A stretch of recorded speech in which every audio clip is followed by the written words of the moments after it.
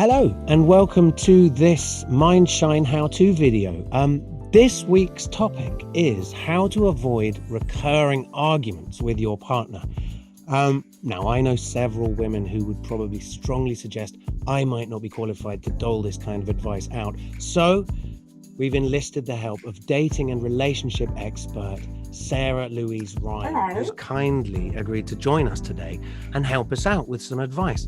Welcome, Sarah. Thank you very much for being here. Thank you so much for inviting me here. I'm so pleased and I'm actually really looking forward to this chat. It's going to be fun. So the first one comes from a piece of advice that I was given years and years ago by a friend who put it beautifully when she said, if you can always seem to smell the same terrible smell wherever you go, check your shoes. You may well be bringing this stuff with you. And I think it comes down to sort of our happiness pillar number one is self-knowledge. Oh, I think it's so important. And the reason, I guess what's coming up for me is that when it comes to communication and when it comes to care and when it comes to love in a relationship and respect, you can't really fill from a cup that's empty. And what I mean by that is your cup has to be so full with self-knowledge, self-love and self-care that you are able to communicate yourself and what you need, want and desire in a relationship so clearly that the other person hears you, they see you, they accept you, and they respect you enough to communicate back in the same way what it is that they need and what they want. And so I guess it's taking stock of who you are, what you want, what you need, and getting it out there and sharing it really freely with your partner. Absolutely. And I think it sort of takes quite a lot of work for some people to even get to the point where they realize what it is they want. So often we are not taught about dating and relationships. We're not taught about the wellness in any of our interpersonal relationships, whether it's romantic or not, whether that's with our friends, our family members, loved ones, parents and whatever, let alone with our spouses. And so we kind of have to learn, through trial and error, through patterns that we're taking stock of, through mistakes that we've made and we've learned from, and really building on that knowledge. We have to do all of the work ourselves in adult life. And if we're not doing the work, if we're not checking in and making ourselves accountable to ourselves and how we show up in relationships, then how can we expect others to do the same for us? So that brings us nicely onto step number 2, which is notice patterns. These things keep coming round and round and around and around, but do we know why? Do we know what's triggering them? Yeah, I think looking for patterns is really one of the key elements to kind of building a connection and a free-flowing communication within a couple. I think often when two people in a relationship are sweating the small stuff, so to speak, it's never about the small things. It's like allowing one thing to build up after another, and before you know it, within a couple, it can be one person or both people have a wall that then needs to be broken down. It's like like an analogy of letting those cracks turn into canyons, and before you know it, you're so far gone, you're talking about who left the kitchen in a mess and who didn't empty the washing machine, or whose turn it is to pick the children up from school and whatnot, when really more often than not it's what do you feel, what are you saying, what does this actually mean? It's never really about sweating the small stuff. And so ultimately, what it is one partner or both just don't feel seen or heard or valued on one or more aspects. And so that's kind of when the idea, or in fact the behavior of resentment, starts to set in. And it's about mastering those things that show up and don't serve us in our relationships. And the only way to truly do that is to take stock, look at the patterns, look at what's coming up. Is it ever really about the washing? We think noticing patterns is a massively important part of any kind of self-work, which for us often involves journaling. Keep a journal of something. If you want to feel happier, keep a gratitude journal. If you want to realize why you keep arguing, maybe keep an argument journal. Write down what it was every time and then look for patterns within there. Asking yourself the right kinds of questions to put pen to paper about is also really a key to overcoming whatever it is that you feel could be holding you back, so to speak. And what came up for me then as you were chatting is the actions of your partner that you feel are ticking you off. What is it in their behavior that's making you think it's about you? What is their actions? What is it that they're doing, and what are you making it say about you and your relationship to them, or how your ego feels, or feels hurt, rejected, not seen, not heard? What is it about them that makes you feel that you are not equal in the relationship, not valued, and not on the same playing field? And I read something earlier this morning, I thought it was so apt for our conversation, is what was it? Your perception of me is actually a projection of you. And so it's, whatever you're perceiving about your partner, it's actually something that's going on within you, and it's showing up conversationally or non-verbally in your body language. And ultimately, it's not serving you if you're feeling that you're not connecting to your partner in a fulfilling and loving way. So our third thing is, don't avoid the feelings. And that's a massive thing for us at Mindshine. We have a lot of SOS exercises that we've just put into the app, which are all about, if you're feeling this right now, feel it. You have to feel it. You have to. Dr. Marsha, our psychologist, always says you've got to feel it to heal it. You cannot avoid these feelings. It's like emotional whack-a-mole. You push it down there, it's going to pop up there, and it's probably not going to be nice. Yeah, what is happening in the darkness always comes to light.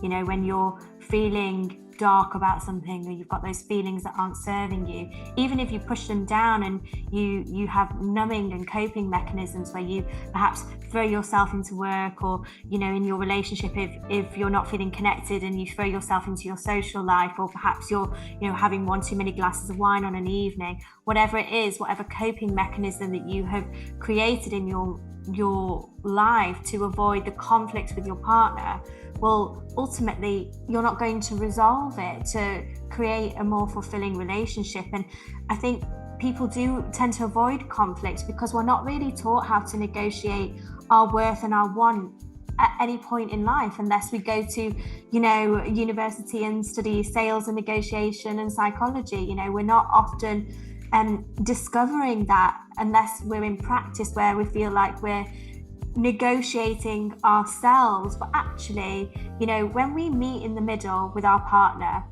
it should never be about winning or losing. That should never be at the forefront of your mind when it comes to conflict.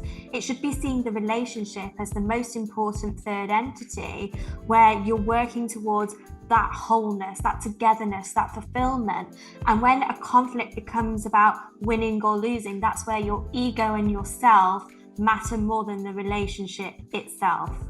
We talked about journaling before, we talked about taking stock, and there's something really beautiful about kinetically using that pen and writing it down rather than a laptop, because you have to really focus on the words that you're putting onto paper, and you're dissecting, what do they mean and how is it showing up in my life? What changes am I going to make if something's not serving me and I'm not feeling happy, content, connected to my partner, or connected to my needs? Well, then how are you going to take that forward to build a fulfilling relationship with yourself, fulfilling relationship with your partner?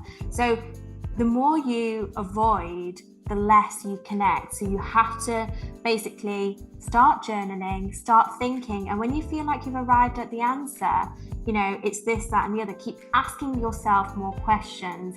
And I think when it comes to the relationship and avoiding conflicts because you and your partner can't quite find the resolution techniques to communicate clearly, I think it's important to allocate a specific amount of time in a week or in a month where you sit down with a cup of tea or a glass of wine or over dinner, and it's not a date per se with your partner, it's a time to take stock and say, have you felt that this relationship has been fulfilling you? Is there anywhere you feel like your needs are not being met, or you're not being seen or not being heard? Do you mind if I share this space with you and share with you what's coming up for me? Because I think the more that we communicate with one another about what we need, the more we feel seen. And I think so many couples use date night to talk about their issues, which eradicates the romance of dating, which we need to be desirable to one another. So why don't you specifically block out time to say, this is where we constructively connect? Yeah, almost fight night. I mean, obviously not fight night, but not quite. Yeah, talk exactly. through the issues night rather than date night. I think that's really good advice. Really good advice. I guess we always say happiness is not an emotion or a feeling, it's a practice. You get there by putting in the work. I think it really fits into this idea of it's practice. Your relationship is a practice, and you have to practice at it and keep working at it. It's because people always forget that love is a doing word. And what that means is we have to proactively do things for ourselves, for our partners, and for our relationship as its third entity. I keep saying that because I can't stress enough how much we must take care of ourselves and our partners, but also the relationship itself. And I think love is a doing word. I know, because it's your emotion in motion, and the actions that you do and the things that you do for your partner and for yourself, that provokes and it moves you to emotion, to feel, to connect. And so, when you feel like love is falling by the wayside, or you're feeling disconnected, remember that you always gain by giving love. So just keep giving it, keep showing up, and keep showing up for yourself. Lots of self-care, lots of taking stock, and lots of doing things for your partner to start to communicate and show your care in those, I guess, love languages. That's something to consider, isn't it? So number 4 is, once you've sat down, you've managed to have that not date night and talk through and address these issues in a loving way. How do we put the love back in to fill that rupture and repair it and smooth things over? A lot of time when communication breaks down or connection feels like it's, gone into a bit of disarray, it's because we're assuming what our partner's thinking or feeling or doing that isn't serving us. And I think it's, if you can just be present with yourself and be accountable and responsible to your own actions without having or creating an assumption about who they are, what they're thinking and feeling in this moment. Doesn't matter if you're married or you've been together for 10 years or whether you feel like you know them through and through. Essentially, when we first meet our partners, we're absolutely separate, and that's what draws us to be desired to them, to attach to them. So the more we are with them, the more we feel the sense of oneness. But we have to remember that doesn't make them actually one with us. They don't know exactly what we're thinking, just like we can't begin to assume, even though we often do, what they are thinking. So I think it's creating a sense of separateness, remembering that your partner is a complete individual with their own set of opinions, thoughts, passions, ways of communicating to you, and separating that oneness just for a moment. And so then when you start to say, hey, this is what's coming up for me, I think you should remember to communicate with your partner like they are, because they should be your best friend. When you stop speaking to them like the person that you choose, it becomes a little bit like the person that you become, complacent with, or perhaps, if you're losing respect in the language that you use, then that makes them perhaps not feel valued or seen or, and respected by you. So I think it's carefully choosing the language that you communicate with them. Speak for yourself and don't speak for them. Use a I and a we rather than a you. Never place a blame game, because that will not serve you. It's not kind. It's not, careful and considerate communication. So just speak for yourself. Do that kindly. Remember that they are your best friend, and that is why you are with them. That's why you decided and chose them in the first place. And so communicate with them as such. And I think when you begin to start talking things out and figuring out how they really feel, not how you perceive them to feel, then you can start to work your way back to one another. It's like, what does rejuvenation look like? What are the strains in your relationship? Is it tiredness? Is it stress, given, the worldly circumstances we've found ourselves in of late? Is it financial? Is it workload? Is it lack of balance? Is it children? Do you need a bit of a staycation together? Is it more quality time together rather than consistency in time? What does that mean, and how does it show up? Is it the non-verbal communication, such as intimacy, like physical intimacy? I don't mean like emotional and intellectual intimacy. Physical intimacy is something that's fallen by the wayside there. You have to remember that that's just another form of communication. It's just non-verbal. And so are your needs being met there? Do you feel that theirs are? Communicate your way through that. And it's figuring it all out together, never assuming, using really inclusive, kind language, and working your way back to one another. And I guess for me, the final thing would be, like, we were talking about journaling and we were talking about journaling before. Gratitude, it's so cliche now in Mindshine, because everything we say, we and gratitude, because gratitude will fix a lot of things. It'll change how you think about stuff. It'll reframe it. If you get up every morning and go, I am grateful to my partner for all of these things, it just changes how you feel about them. As the first view that you have of them in the morning, you're like, oh, there's that person I was just writing about. I think a gratitude journal is a massive, massive help in almost anything that you're trying to work out in your life. And I would definitely add relationships. I'm very grateful to my partner for everything that she does. It can be the little things to the big things. Just to be grateful for that coffee that they make you in the morning, or to have that conversation when you finish the working day. How was your day? It's the remembering the nice communication and the companionship that you have. When you build on that friendship, all of the other things come from that. They stem from that beautifully. And I think it's so nice what you say about gratitude. I think you're so right in the sense that it helps to master your mindset on everything, whether we're grateful for the small things in the day or the large things that happen. And when we look at gratitude in our relationship, it shifts the negative mind away and helps us to focus on what's important. And I guess, like we were saying earlier in the episode, not sweating the small stuff.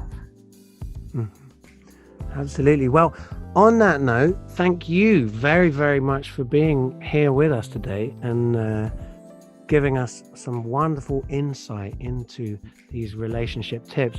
Summarizing, what did we have? Smell your shoes. You might just have brought it with you. Notice the patterns. How do we find those patterns? Don't avoid the feelings. You've got to sit with them. Like Dr. Marsha says, you've got to feel it to heal it, and repair the ruptures, which we had some excellent advice on there. And finally, a little bit of gratitude. Never did anyone any harm. Thank you so, so much for being here with us today, Sarah. Our time's up. Absolute pleasure. I've loved every moment of it, and hopefully it helps. If it helps one couple, then we've done our job, haven't we? Absolutely. I'm going to go and make it help mine right now.